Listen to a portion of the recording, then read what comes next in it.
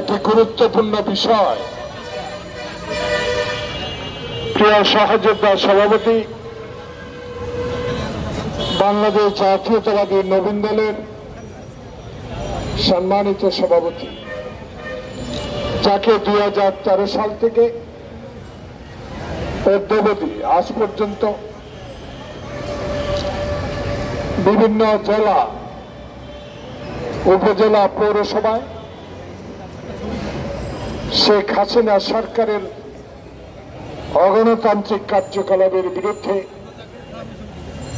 সাহস নিয়ে, বুকে সাহস নিয়ে কথা বলেছেন হুমায়ুন আহমেদ তালুকদার। আজকের এই সভার চুপ করেন না ভাই, সঞ্চালক সোহেল রানা সহ, যিনি একটু আগে প্রধান বক্তার বক্তব্য দিয়ে গেলেন, যাকে আজকে নয়, দীর্ঘ রাজনৈতিক জীবনে, বিশেষ করে একই সাথে কারাগারে একই রুমে দীর্ঘদিন অতিবাহিত করার সুযোগ হয়েছিল 111 সরকারের আমলে। 111 গেল, শেখ হাসিনা সরকার এলো, সে একই অবস্থায় সেই আমার সহযোদ্ধা অ্যাডভোকেট মোয়াজ্জেম হোসেন আলালের সাথে কারাবরণ করার আমাদের সুযোগ হয়েছিল, সুযোগ করে দিয়েছে শেখ হাসিনা। প্রিয় বন্ধু, যিনি বহু দায়িত্ব পালন করেছেন বিএনপির অঙ্গ সংগঠনের, সকল দায়িত্বই সকলের গ্রহণযোগ্য হয়েছে বিদায় আজকে আমাদের প্রিয় নেতা তারেক রহমান বিএনপি চেয়ারপারসনের উপদেষ্টা পদে পদোন্নতি দিয়েছেন। সে বন্ধু অ্যাডভোকেট মোয়াজ্জেম হোসেন আলাল, এখানে উপস্থিত জাতীয় নেতৃবৃন্দ, প্রিয় ভাইরা, সাংবাদিক বন্ধুগণ, প্রথমে আমি একটা বিষয়ে জাতির সবচেয়ে ক্রান্তি লগ্নে, সবচেয়ে বিপদের সময়, সবচেয়ে অসাধ্যের সময়, বৃষ্টি, রোদ, গুলি, টিয়ার গ্যাস উপেক্ষা করে বাংলাদেশের সমসাময়িক রাজনীতি নিয়ে জনগণের কাছে পৌঁছে দেন সে সাংবাদিক বন্ধুগণের কাছে।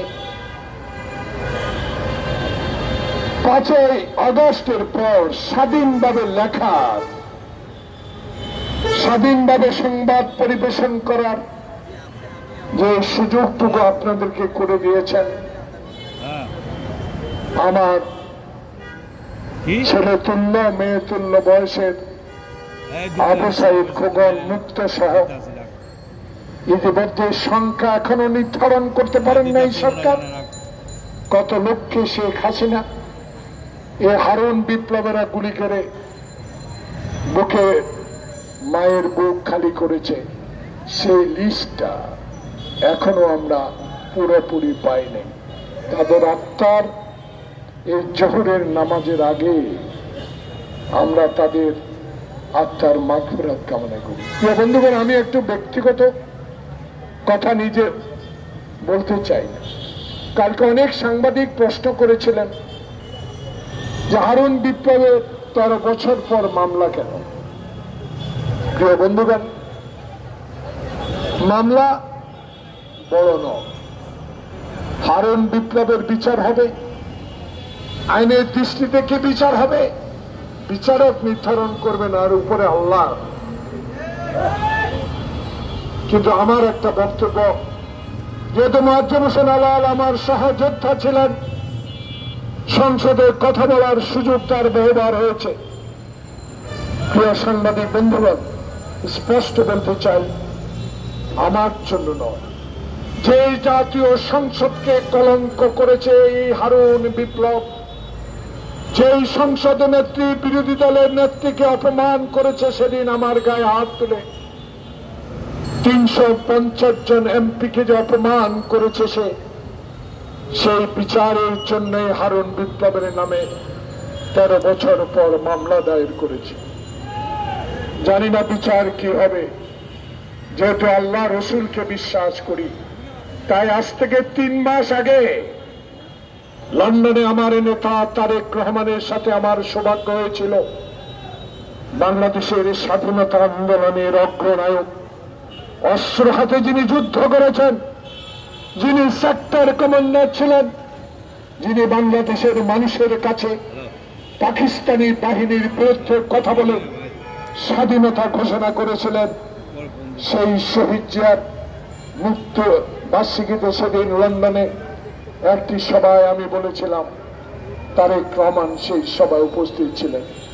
বলেছিলাম, ভাইয়া, প্রিয় নেতা, যেই দেশের শেখ হাসিনার আমলে আপনার একটি বক্তব্য প্রকাশ করতে পারে না, আপনার কোনো কথা ইলেকট্রনিক মিডিয়ায় আপনার ছবি প্রকাশ করতে পারে না, সেই শেখ হাসিনা ওয়াজেদ ইনশাআল্লাহ 3 মাসের মধ্যে বিদায় হবে। আল্লাহ একজন উপরে আছে।